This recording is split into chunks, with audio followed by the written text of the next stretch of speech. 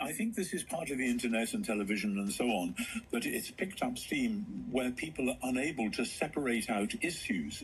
When I go to America, it always astonishes me that the same people are vitriolically opposed to abortion and vitriolically in favor of everybody carrying guns and being prepared to shoot people at any time. On the one hand, you'd have thought if they're so concerned about preserving human life, even in embryo and in vitro, etc., then why are they not concerned about preserving human life when it comes to, say, a school shooting by somebody who's been able to walk into a store, even though mentally disturbed, and buy a weapon-grade automatic rifle? I mean, for somebody from the other side of the Atlantic, and I suspect for you in Canada, this is just nonsense. But if you try to argue on one side or the other, people immediately assume that you'll go all the way down that line, that if you're right-wing, so-called, on this issue, you will be on all the other issues as well, or if you're left-wing, then etc.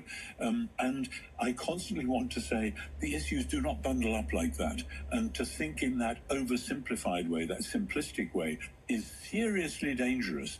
And I guess it's a modern version of a phenomenon which must have existed all along, that, my country right or wrong, or my prince right or wrong, whatever, that you make a decision as to who you're going to follow, and then whatever they tell you, you'll do it because you've made that decision.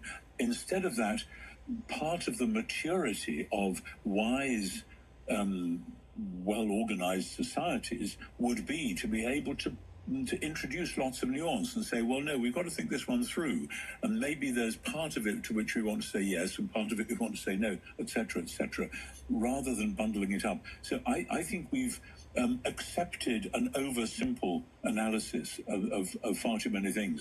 Thomas Jefferson said that for a democracy to work, you have to have an educated electorate. And unfortunately, in Britain and in many other countries, I look around and I do not see an educated electorate. I see newspapers and television stations beating the drum for a very oversimplified version of the issues facing a country. And I grieve over that. That's not a good or healthy way to be.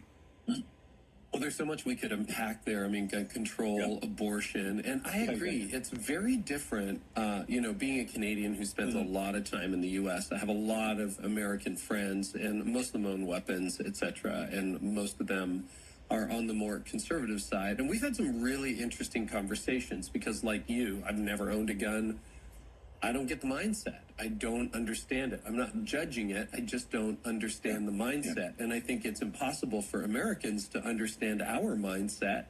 It's like, well, how can you just walk out there in the wild and what if you get shot? It's like, well, you've done pretty well for 75 years and I've done okay for 59, It's just different. It's a very interesting mentality.